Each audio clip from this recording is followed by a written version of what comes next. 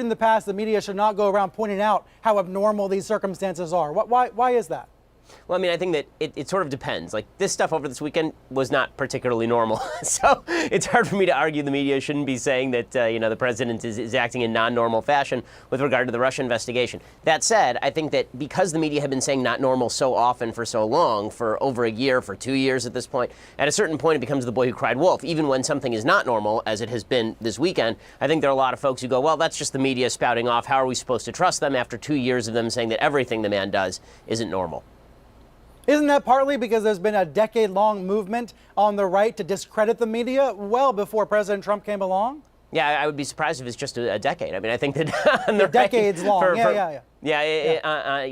the right for as long as I've been alive, there's been a lot of questions about media objectivity, and I don't think that those questions are ill-founded. I think this is why, as I've been saying, it's really incumbent on the media to do as much reporting of the facts as possible and leave a lot of the hyperbole out of it. I know that's really difficult in a time when the hyperbole seems to not only get ratings but also to jog people's kind of amygdalas. But the fact is that the more the media underplays, I think the better they will do in terms of people trusting them, because at this time, what's happening right now is everything's breaking down into tribal affinity. President Trump says fake news. A lot of his people say, okay, well, if the president says it, the media are fake on a lot of topics, or at least they are biased on a lot of topics, so why wouldn't they be biased here as well? The media sort of need to bend over backwards to prove that they aren't biased, especially in cases like the Russia investigation. Again, I think that what the president's done this weekend is not normal. I think that if the president were to fire Robert Mueller, it would precipitate some really devastating politics in the country, for sure, and it should. But I think that it's important that the media hold their fire up till the point where something really terrible has happened. I'm sorry, but the firing of Andy McCabe, for example, on Friday,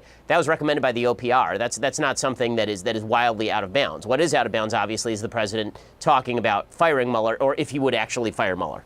Where do you see the most egregious media bias right now?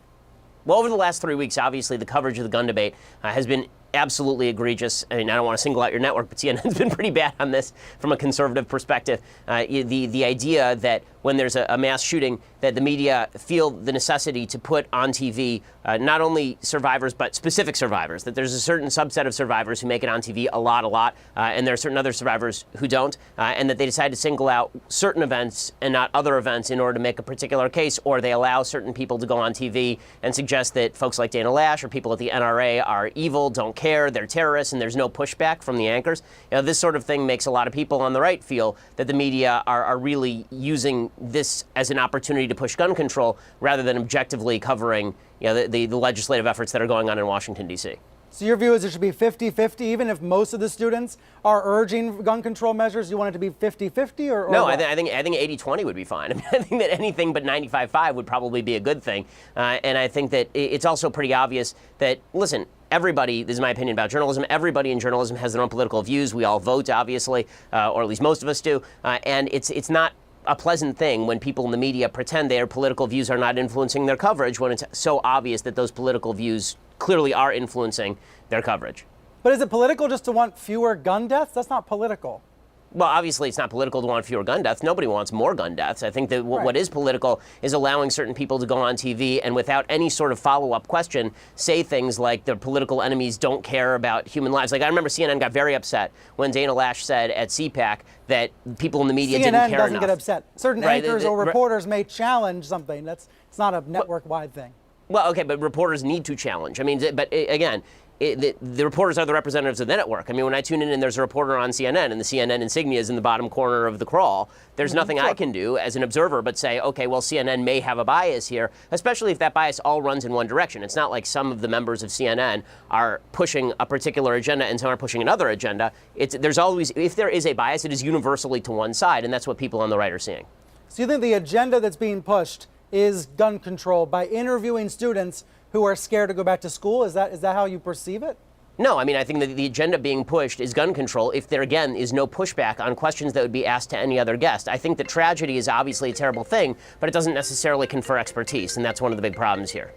You're very popular, Ben. Do you want to grab that? Yeah, exactly. Goodness gracious. It happens to all of us. I wanted that. to ask you, though, your website, The Daily Wire, a lot of other conservative media sites that have criticism of the press. I sometimes worry y'all are trying to tear things down as opposed to make them better. It's one thing to critique and want journalism to be better, but sometimes I feel like you're just trying to get rid of journalism altogether. I Is mean, that questioning the unfair motive, on- I don't think is a useful thing. If you can point out to me where the critique is wrong, I think that's one thing. If the suggestion is that the critique is invalid because the motive is invalid, that's another. So again, I think that if you don't like the motive, then ignore the motive and take the critique insofar as it's effective, right? We all have motives, but the fact is, listen, I don't want CNN to disappear. I don't want the New York Times to disappear. I don't want the Washington Post to disappear. I want them to do what they say they are supposed to be doing. I want them to perform objective journalism if that's what they say they're going to do, and opinion journalism if they want to say that they're opinion journalists. That's fine. My problem is when this is why my critique of, for example, the New York Times op-ed page is far less than my critique of the New York Times objective journalism. There's a difference between op-ed and journalism. It's why my critique of MSNBC sometimes is a lot less strident, I think, than my critique of CNN, because CNN purports to be objective. MSNBC really does not purport to be objective in the same way. Part of me thinks that you and your colleagues at the Daily Wire should try to get jobs then at the New York Times. If you don't like the coverage, try to be a part of the solution as opposed to complaining about it. I mean, I don't know. Would you hire me? I really doubt that. And not only that, I I'm wanted not you sure as you a guys can guest pay for me. I'll many be frank months. with you. I mean, I make a lot of money. I wanted you as a guest for many months. I was wondering, the Daily Wire has been growing. Your profile has been blowing up. There was talk about you maybe taking over Glenn Beck's The Blaze. Can you tell us if that's true and where you see your media company going in the future? I mean, all I can say about that is we're always looking for opportunities to grow, and we are very much fans of what Glenn does. Any opportunity we have to work with Glenn, like a lot of other folks, we're happy to take. All right, interesting tease. All right, Ben, great to see you. Thanks for coming on the program. This whole idea of freedom of speech and this conversation is very important to me, and I'm glad to have you on to talk about it.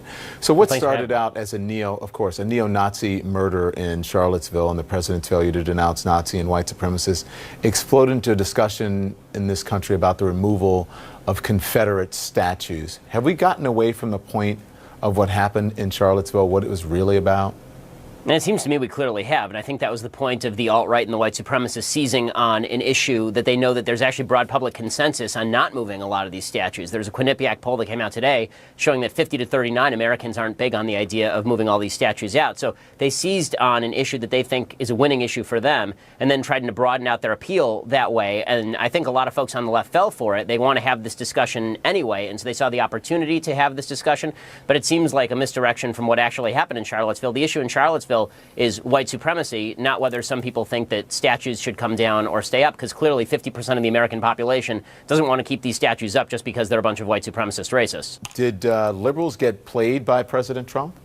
I think pretty clearly they definitely fell for what was, whether he plans it or not, a trap for the left. I mean, he said, you guys don't have a limiting principle. You're going to go after statues of George Washington or Christopher Columbus or Thomas Jefferson. And now you're seeing that actually happen on the left. The most obvious stupid case is this banning of this reporter from ESPN named Robert Lee, an Asian guy, from covering an event at University of Virginia. The political correctness of the left is actually driving people into Trump's arms, even though Trump's initial response to Charlottesville and then his Tuesday response to Charlottesville was entirely wrong. I think that one thing that Trump has had, he's just benefited from the fact that the left is constantly reacting to everything he says with an enormous level of passion, and I think that that's actually a negative.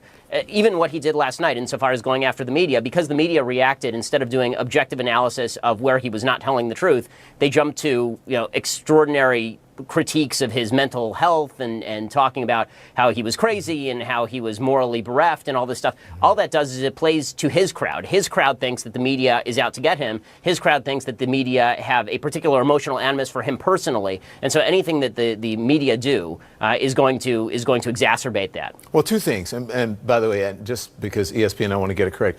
ESPN has responded, and they're saying they didn't ban the guy's name is Robert. Yeah, they moved Lee. him off of it. They didn't ban him. They asked him if he wanted to, and he picked something that was closer to his family. They said that they didn't ban him, and they were looking out for his own interest. They're trying to take away our culture. They're trying to take away our history.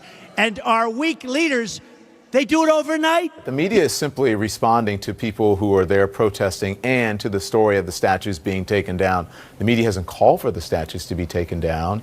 So I don't understand when he says the media is trying to take away your culture. What is... Well, I mean, I do think that one of the conservative critiques of the media, and this has been true for as long as I've been alive and probably before that, is that the media have an agenda, a political agenda, and they hide behind this patina of objectivity in order to press forward this political agenda. Don, you were very passionate about President Trump's statements about the media last night, and I think some of that was justified, but I think a lot of it actually goes to what his base thinks, which is they think that you have an animus particularly for President Trump, that you have an animus for his agenda on things like Confederate statues. I think you personally probably want to see these Confederate statues come down. I mean, is that true? I mean, I would assume you do. Listen, I lived in the South for a long time, and to tell you the truth, I knew the statues were there. I was offended by the statues. Whether they should come down, I would leave it up to the individuals. But I do think that they are insulting to people, just as you would you want to see a statue of Hitler as a Jewish No, I totally person, understand your point of view. The would point you want is to go that you have to, a point which of view, I made right? earlier, would you want to go to, and listen, we shouldn't pretend that there's this fake objectivity. Everyone has a point of view. It doesn't mean that you're biased. And so, but just to get people to understand, as a Jewish person, you would not want to go to a Hitler high school. Well, that same effect, African Americans, that has the same effect. Robert E. Lee has the same effect on African Americans. And so, and also the Confederate flag. And so I think we have to be understanding of each other. It's not that I don't like the president or have an agenda against the president. I'm simply speaking the truth as I see it.